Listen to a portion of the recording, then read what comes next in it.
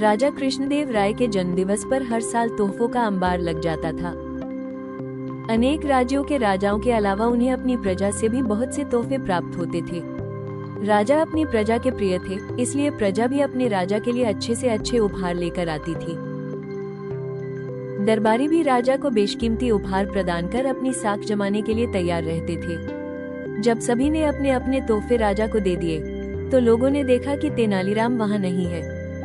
ये चर्चा चल ही रही थी कि तेनालीराम एक खिलौना गाड़ी को डोरी से खींचते हुए राजसभा में चले आए। वहां आकर उन्होंने काठ की गाड़ी को एक ओर खड़ा किया और उसमें से एक सुनहरे रंग का डिब्बा निकाला और उसे राजा को उपहार में दिया।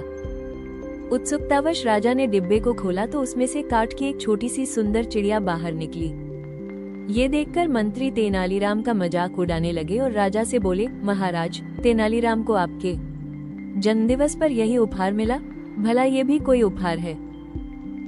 मंत्री की बात खत्म होते ही चिड़िया राजा के हाथ पर से उड़ी और टिक टिक करते हुए इधर उधर घूमने लगी। ये देखकर सभी आश्चर्य से उस चिड़िया को देखने लगे कि चिड़िया उड़ कैसे रही है।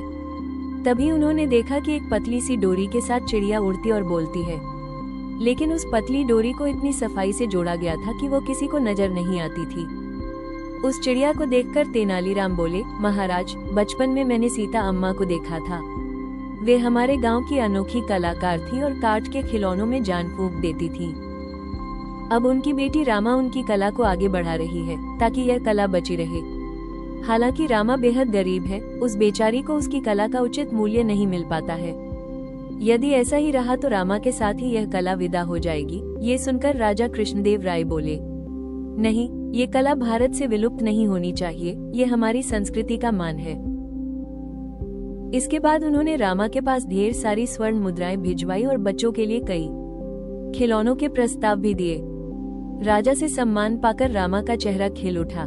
वह भारतीय कला को तन मन से मूर्त रूप देने में जुट गई। इस तरह तेनालीराम ने महाराज का ध्यान विलुप्त होती भारतीय कलाओं की ओर दिलाया और उन्हें बचाने में प्रमुख भूमिका निभाई।